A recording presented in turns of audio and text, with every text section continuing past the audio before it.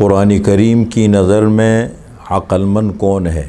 سورۃ الزمر آیت نمبر 17 اور 18 پارہ 23 میں اللہ تعالیٰ ارشاد فرماتے ہیں وَالَّذِينَ اجْتَنَبُوا الطَّاغُوتَ أَن يَعْبُدُوهَا وَأَنَابُوا إِلَى اللَّهِ لَهُمُ الْبُشْرَى فَبَشِّرْ عِبَادِ الَّذِينَ يَسْتَمِعُونَ الْقَوْلَ فَيَتَّبِعُونَ أَحْسَنَهُ اولئک الذین ہداہم اللہ واولئک ہم اولو الالباب۔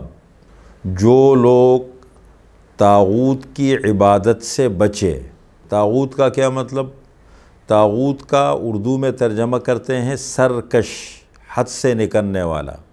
مراد کون ہے؟ شیطان۔ بلکہ امام مالک رحمۃ اللہ علیہ فرماتے ہیں کل ما یعبد من دون اللہ فہو الطاغوت، کہ ہر وہ چیز کہ جس کی بندگی کی جائے، جس کی عبادت کی جائے اللہ کو چھوڑ کر کے، اللہ کے علاوہ، وہ طاغوت ہے۔ وہ کوئی بھی چیز ہو دنیا کے اندر، وہ مال ہے، وہ عہدہ ہے، وہ اولاد ہے، وہ کوئی بھی دنیا کی چیز ہے، وہ طاغوت ہے۔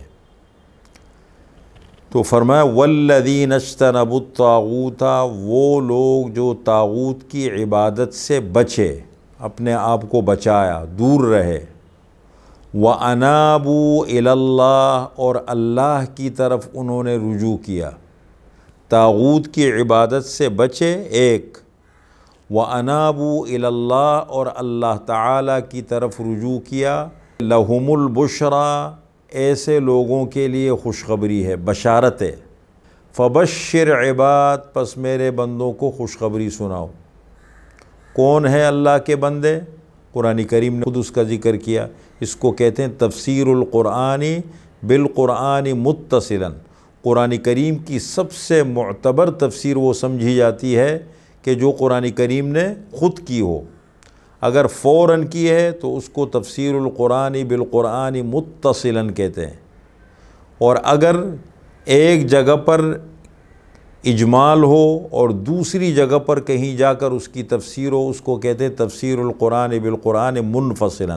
تو دیکھیں فرمایا کہ جو لوگ طاغوت کی بندگی اور عبادت سے بچے رہے اور اللہ کی طرف رجوع کیا، لہم البشرا، ان کے لیے خوشخبری ہے۔ فبشر عباد، پس میرے بندوں کو خوشخبری سناؤ۔ میرے بندے ہیں کون؟ الذین یستمعون القول، جو بات کو غور اور توجہ کے ساتھ سنتے ہیں۔ ایک ہے سماع اور ایک ہے استماع۔ سماع کے معنی ہے سننا، استماع کے معنی ہے گوش داشتن، بہت غور، کان رکھ کر کے سننا، توجہ سے سننا۔ جیسے دوسرے مقام پر اللہ تعالیٰ ارشاد فرماتے ہیں وَإِذَا قُرِئَ الْقُرْآنُ فَاسْتَمِعُوا لَهُ، اور جب قرآن کریم پڑھا جائے کان لگا کر کے اسے سنو اور خاموش رہو تاکہ تمہارے اوپر رحم کیا جائے۔ تو الذین یستمعون القول، جو بات کو غور اور توجہ کے ساتھ سنتے ہیں۔ اللہ کے خاص بندوں کی پہلی صفت، یہ اللہ کی بہت بڑی دین ہے، اللہ کی بہت بڑی نعمت ہے کہ مقصد کی بات کو، دین کی بات کو بہت توجہ کے ساتھ سننا، حوصلے کے ساتھ سننا، ہمت کے ساتھ سننا، یہ نعمت اللہ کی دین ہے جن کو نصیب ہو جائے۔ اور دوسری صفت بتائی فَيَتَّبِعُونَ أَحْسَنَهُ، صرف سننے پہ اکتفا نہیں کرتے بلکہ جو اچھی بات ہوتی ہے، فائدے کی بات ہوتی ہے، اس کو لے کر کے اس میں غور اور فکر کرتے ہیں، اس کو سوچتے ہیں، اس پہ غور فکر کرتے ہیں، پھر اس کو عمل میں لانے کی کوشش کرتے ہیں۔ تو یہ دو اوصاف اللہ تعالیٰ نے اپنے خاص بندوں کے بتائے۔ الذین یستمعون القول، جو بات کو غور اور توجہ سے سنتے ہیں، فیتبعون احسنہ، اچھی بات کی پیروی کرتے ہیں۔ فرمایا ان دو صفات کے حامل لوگ اولئک الذین ہداہم اللہ، یہی لوگ ہیں کہ جن کو اللہ تعالیٰ نے ہدایت دی ہے، یہی لوگ ہیں ہدایت یافتہ، جن کو اللہ نے ہدایت کی نعمت اور دولت دی ہے۔ وَأُولَئِكَ هُمْ أُولُو الْأَلْبَابِ، اور یہی لوگ ہیں عقل مند، سمجھدار، جو بات کو توجہ سے سنتے ہیں، غور سے سنتے ہیں۔ یہ بہت بڑی نعمت اس لیے ہوتی ہے کہ دیکھیں آدمی نتیجے پہ تب پہنچتا ہے قرآن کریم میں اللہ تعالیٰ ارشاد فرماتے ہیں سورہ یونس کا اصل عنوان ہے دعوت الی القرآن۔ اللہ تعالیٰ ارشاد فرماتے ہیں کہ بل کذبوا بما لم یحیطوا بعلمہ ولما یأتہم تأویلہ، ان مشرکین نے قرآن کریم کا انکار کیا، اس کو رد کر دیا، حالانکہ اس کی حقیقت سمجھنے کی کوشش نہیں کی۔ پہلے اس قرآن کو دیکھو تو صحیح، اس کو پڑھو تو صحیح، اس کو سنو تو صحیح۔ اگر سننے سمجھنے کے بعد سمجھ میں نہ آیا، پھر بات سمجھ میں آتی کہ میری سمجھ میں نہیں آئی، یہ بات میں نہیں مانتا ہوں اس کو۔ انہوں نے نہ سننے کی کوشش کی، قریب آنے کو کہتے ہم نہیں مانتے اس کو، اس لیے محروم ہو گئے۔ تو فرمایا ان دو صفات کے حامل لوگ کیا ہیں؟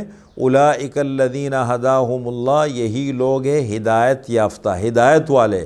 واولئک ھم اولو الالباب، اور یہی لوگ ہیں عقل مند۔ دوسرے مقام پر سورہ آل عمران کے اندر پارہ نمبر 4 میں اللہ تعالیٰ ارشاد فرماتے ہیں ان فی خلق السماوات والارض، بے شک آسمانوں اور زمین کے بنانے میں، واختلاف اللیل والنہار، اور رات اور دن کے اختلاف میں۔ رات اور دن کے اختلاف کا مطلب یہ ہے کبھی رات آتی ہے دن چلا جاتا ہے، دن آتا ہے رات چلی جاتی ہے، پھر رات بڑی ہوتی ہے دن چھوٹا ہو جاتا ہے، دن بڑا ہو جاتا ہے رات چھوٹی ہو جاتی ہے۔ رات اور دن کے اختلاف میں لآیات لأولی الالباب، قدرت کی بہت ساری نشانیاں ہیں عقل والوں کے لیے، اولو الالباب کے لیے، عقل مندوں کے لیے بہت نشانیاں ہیں۔ یہ عقل مند کون ہے؟ فرمایا الذین یذکرون اللہ قیاما وقعودا وعلی جنوبہم، جو ہر حال میں اللہ کو یاد کرتے ہیں، کھڑے بیٹھے کروٹوں کے بل، ہر حال میں اپنے رب کو یاد کرتے ہیں، خصوصاً جن کو ذکر قلبی نصیب ہو جائے۔ زبان آغاز ہے اور قلب پر اس کی انتہا کے دل اللہ کو ہر وقت یاد کرنے لگے، یہ ہے مقصد۔ جیسے جس کو کہتے ہیں نا کف بکار دل بیار، کہ ہاتھ کام میں لگے ہوں، اپنے کام میں انسان لگا ہوا ہے، مصروف ہے، اپنا کام کر رہے، دل اللہ کے ساتھ لگا ہوا ہے۔ جیسے انسان کسی چیز میں، جب دنیا کی چیز میں دل لگ جائے، کسی چیز سے محبت ہو جائے، تو ہر چیز دماغ میں وہ چیز بسی رہتی ہے، کہیں بیٹھا ہوتا ہے، کہیں مصروف ہوتا ہے، کھا رہا ہوتا ہے، لیٹا ہوتا ہے، وہ چیز دماغ میں گھوم رہی ہوتی ہے۔ تو اسی طریقے سے اللہ کی معرفت، اللہ کا تعلق نصیب ہو جائے کہ ہر حال میں اللہ کو یاد کرے۔ اور دوسری صفت بتائی وَيَتَفَكَّرُونَ فِي خَلْقِ السَّمَاوَاتِ وَالْأَرْضِ، آسمانوں اور زمین کے بنانے میں غور اور فکر کرتے ہیں، سوچتے ہیں یہ اللہ نے آسمان بنایا ہے اتنا بڑا، اللہ نے زمین بنائی ہے، اس کائنات کو اللہ نے بنایا ہے، دیکھو اس میں اتنا بڑا نظام سسٹم ہے، کیوں بنایا؟ اور پھر آخر میں نتیجہ کیا نکالتے ہیں؟ ہر حال میں اللہ کو یاد کرتے ہیں اور اللہ کی مخلوق آسمانوں اور زمین میں غور فکر کرتے ہیں۔ نتیجہ کیا نکالتے ہیں؟ ربنا ما خلقت ھذا باطلا، اے ہمارے رب تو نے اس سسٹم نظام کو بیکار نہیں بنایا، فضول نہیں بنایا، اس کے بنانے کا کوئی نہ کوئی مقصد ہے۔ سبحانک فقنا عذاب النار، اے اللہ تیری ذات پاک ہے، پس ہمیں آگ کے عذاب سے بچا دیجیے۔ تو مین مقصد ان باتوں کا کیا نکلا؟ دیکھیں انسان کی زندگی کے دو مقصد ہیں، ایک ہے اللہ کی معرفت، کہ اس کائنات میں رہ کر کے اللہ کو پہچانے اور اللہ کی مانے اور آخرت کی زندگی کی تیاری کرے۔ تو یہ دو علامتیں ہیں۔ سورہ زمر میں بھی اللہ نے دو علامات کا ذکر کیا کہ جو بات کو غور اور توجہ کو سے سنتے ہیں اور اچھی بات کی پیروی کرتے ہیں، دو علامتیں یہ بتائی۔ سورہ آل عمران میں دو علامتیں بتائی کہ ہر حال میں اللہ کو یاد رکھنا، اللہ کو یاد کرنا، اور دوسری علامت بتائی کہ اللہ تعالیٰ کی کائنات میں اور اللہ کی مخلوقات میں غور اور فکر کرنا۔